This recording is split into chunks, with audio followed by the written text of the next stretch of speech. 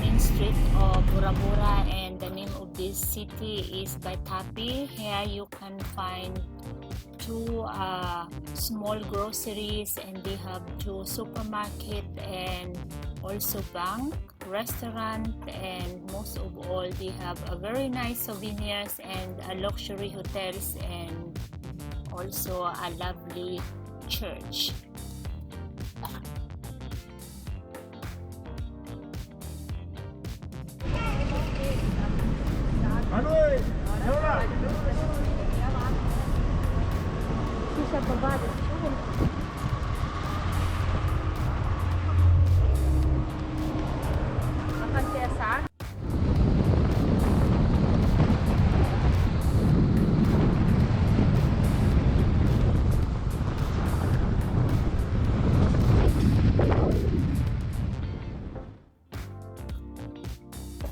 This is the Bora Bora, one of the souvenir shop, and if you see, they have a lovely parillo with nice colors. They are all handmade and very beautiful design and colors, and I love this.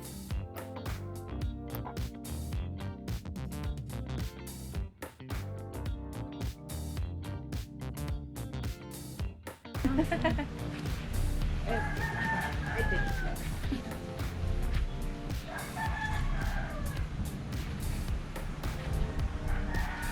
Okay.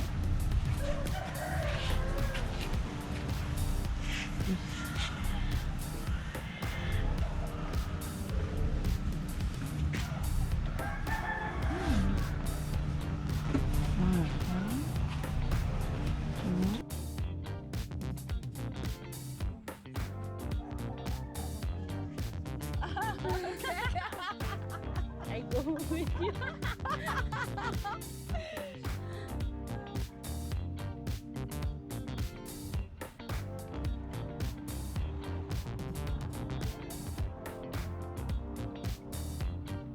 So if you see, guys, there is a woman, a local woman who helped us and show us how to make this lovely parillo, and she show us, wow, tall.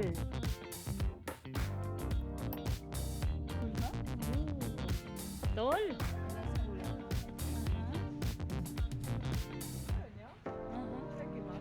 Ganto.